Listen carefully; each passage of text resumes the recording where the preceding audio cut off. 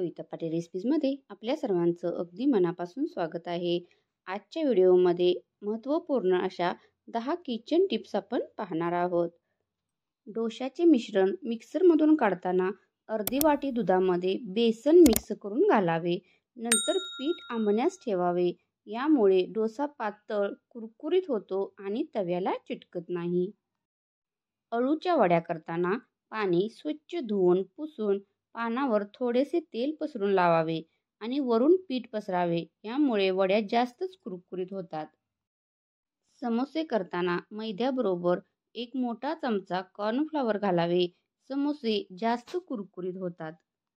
दह्याची लस्सी करताना पाण्याऐवजी दुधाचा वापर केल्यास लस्सी चविष्ट होते।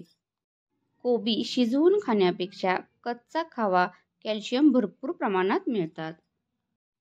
ताकाची कढी केल्यावर कधी कधी फाटते, तेव्हा शेंगदाण्याची पेस्ट करून त्यात टाकावी आणि कढी करावी, म्हणजे कढी फाटत नाही।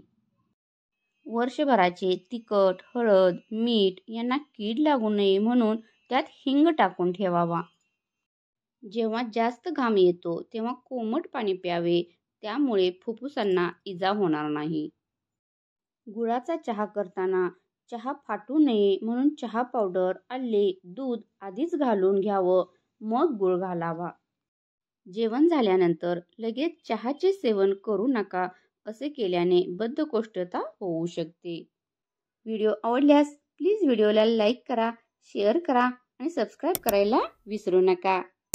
कमेंट करून कळवा तुम्हाला आजचा व्हिडिओ कसा वाटला। व्हिडिओ शेवटपर्यंत वॉच केल्याबद्दल मनापासून धन्यवाद। चला भेटू नेक्स्ट व्हिडिओमध्ये।